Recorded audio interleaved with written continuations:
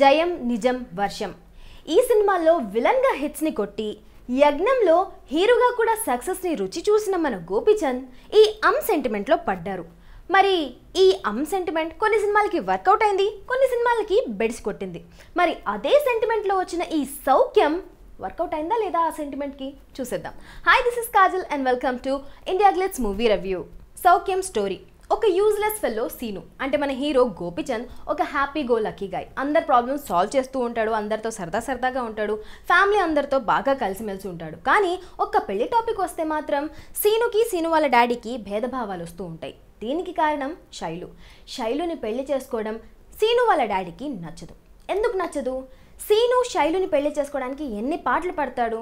ఫైనల్గా సీను వాళ్ళ డాడీని వాళ్ళ ఫ్యామిలీ మెంబర్స్ని ఒప్పిస్తాడా లేదా, అసలు శైలు బ్యాక్గ్రౌండ్ ఏంటి, ఇవన్నీ తెలుసుకోవాలి అనుకుంటే సౌఖ్యం సినిమా చూడాలి. సౌఖ్యం స్టోరీ నేను చాలా సౌఖ్యంగా చెప్పేశాను, కానీ చూసేటప్పుడు మాత్రం లిటరల్లీ చుక్కలు కనిపించాయి. చాలాసార్లు వాకౌట్ చేసేయాలనిపించింది, కానీ కేవలం మీకోసమే సినిమా మొత్తం బిగబెట్టుకుని చూశాను. సినిమాలో స్టోరీ తక్కువ, స్పూఫ్లు ఎక్కువ ఉన్నాయి. ఫస్ట్ టైం గోపీచంద్ని చూసి జాలేసింది.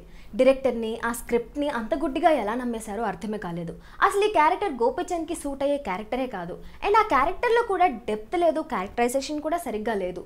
సీన్ ఇంట్రడక్షన్ నుంచి సీన్ క్లైమాక్స్ వరకు ప్రతి సీన్ డైజెస్ట్ కానే కాదు. And on top of it ఇలాంటి సీన్స్లో స్టార్స్ ఎంత బాగా పర్ఫామ్ చేసినా బూడిదలు పోసిన పన్నీరే అవుతుంది. ఈ సిచ్యువేషన్ ఒక్క గోపీచందే కాదు, ఈ సినిమాలో యాక్ట్ చేసిన ప్రతి ఒక్కరిది. కామెడీ సీన్స్ దగ్గర నుంచి ఎమోషనల్ సీన్స్ వరకు ఏ ఒక్క సీను పండలేదు. ఇన్ఫ్యాక్ట్ కొన్ని సీన్స్లో చాలా చిరాకేస్తుంది. ఎస్పెషల్లీ రఘుబాబు ఇంకా సత్యకృష్ణ రొమాంటిక్ కామెడీ. అందంగా కనిపించే నడుముని కూడా బ్లర్ చేసేసే సెన్సార్ వాళ్ళు డీతో స్టార్ట్ అయ్యే అంత పెద్ద బూత్ని 2 సార్లు మ్యూట్ చేయడం ఎలా మర్చిపోయారో అర్థమే కాలేదు. దట్టు ఆ మాట ఒక ఫీమేల్ ఆర్టిస్ట్ పలకడం కామెడీ కాదు కదా, చాలా అసహ్యంగా ఉంది. గోపీచంద్, రెజీనా, ముఖేష్ ఋషి, ప్రదీప్ రావత్, జేపీ, కృష్ణ భగవాన్, పోసాని కృష్ణమురళి, దేవన్, ఇలా చెప్పుకుంటూ పోతే మొత్తం 40 మంది సీనియర్ ఆర్టిస్ట్ ఉన్నారు.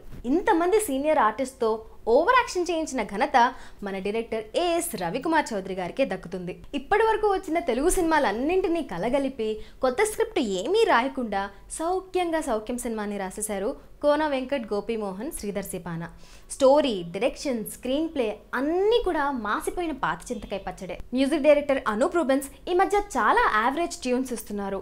సౌఖ్యంలో కూడా ఒక్క ఆలరే ఆలా సాంగ్ తప్ప మిగతా సాంగ్స్ అన్నీ బిలో యావరేజ్గా ఉన్నాయి. Same with background score. Already విన్న ఆర్ఆర్ఏ వినిపించింది సౌఖ్యంలో. సినిమాటోగ్రఫీ బాగుంది. ఎడిటింగ్ మంచిగా చేయాలి అనుకుంటే సినిమా మొత్తం కత్తిరించేయాల్సిందే. ఓవరాల్గా గోపీచంద్ కెరీర్లోనే కాదు 2015లో రిలీజ్ అయిన సినిమాలన్నింటిలో కల్లా బిగ్గెస్ట్ డిజాస్టర్గా అనిపించిన సౌఖ్యంకి ఎన్ని స్టార్స్ ఇవ్వాలో నాకు అర్థం కావట్లేదు. So I'm not giving any stars.